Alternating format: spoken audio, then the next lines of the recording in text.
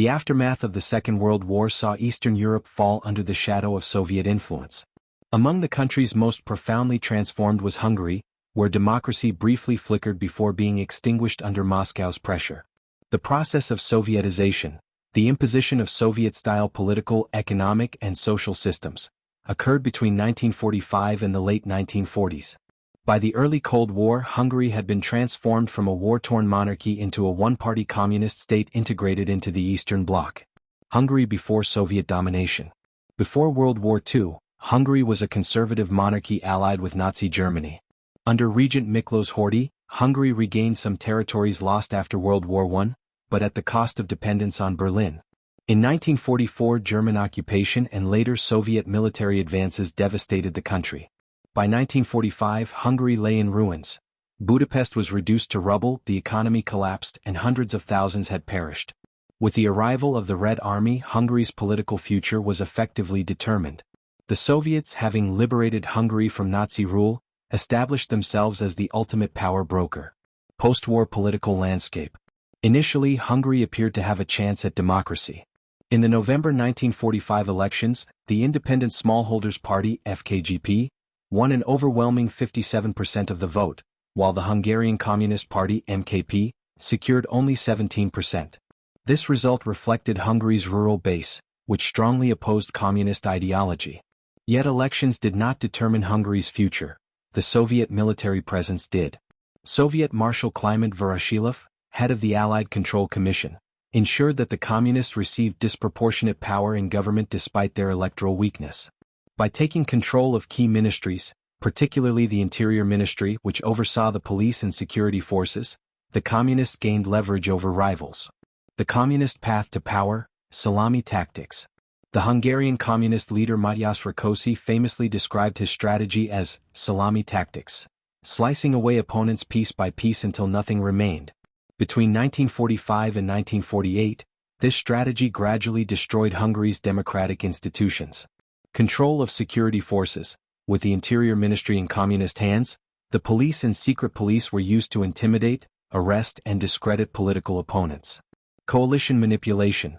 Although the FKGP remained popular, its leaders were accused of fascist sympathies and forced out of office. Non-communist ministers were gradually replaced with communist loyalists. Media control, censorship and propaganda strengthened communist influence while silencing dissent. Show trials and purges. Prominent politicians, including FKGP leader Béla Kovács, were arrested or forced into exile. Others were executed in staged trials, creating a climate of fear. By 1947, Hungary's once vibrant multi-party system had been reduced to a facade, with communists holding de facto control. The 1947 elections and the end of democracy. In August 1947, Hungary held new elections. Though still relatively free compared to what would follow, the communists used intimidation, fraud, and the exclusion of opposition candidates to increase their share of the vote to 22%. This allowed them, with their socialist allies, to dominate parliament.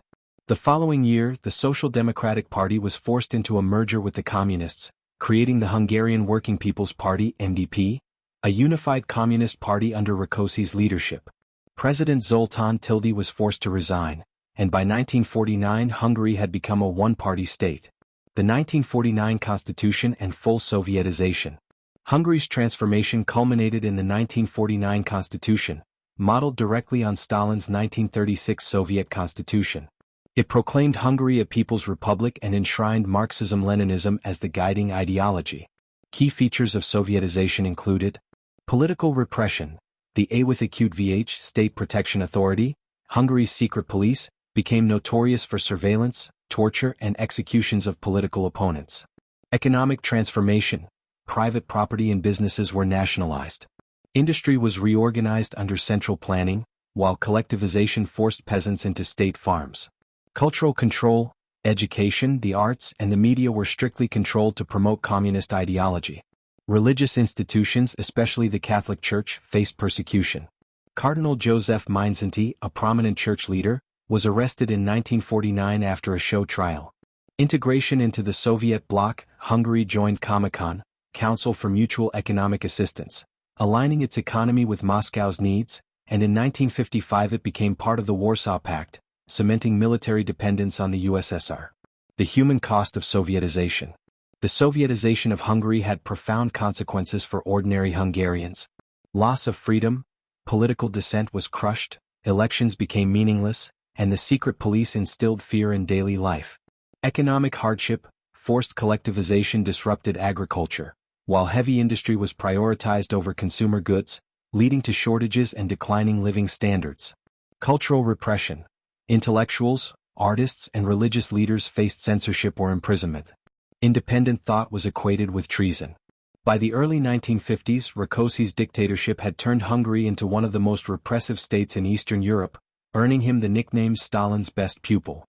Resistance and the seeds of revolt. Despite repression, resentment simmered beneath the surface. Economic hardship, political terror, and cultural suffocation fueled discontent. The brutal Sovietization of Hungary planted the seeds of the 1956 Hungarian uprising, when students, workers, and ordinary citizens briefly rose against communist rule. Although the revolt was crushed by Soviet tanks, it revealed the deep unpopularity of the imposed system and the limits of Sovietization through force and fear. The Sovietization of Hungary was not the product of popular will but of strategic manipulation, coercion, and Soviet military dominance.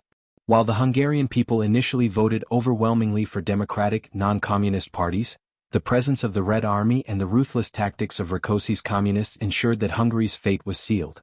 Through intimidation, propaganda, and the systematic elimination of rivals, Hungary was transformed into a Soviet-style one-party state by 1949. Its democracy was dismantled, its economy restructured, and its culture reshaped to serve Moscow's ideological agenda.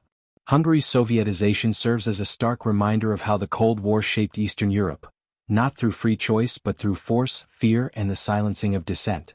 The Hungarian case illustrates the broader story of the Cold War's early years, how the Soviet Union consolidated its Eastern European empire, creating a division of Europe that would last for more than 4 decades.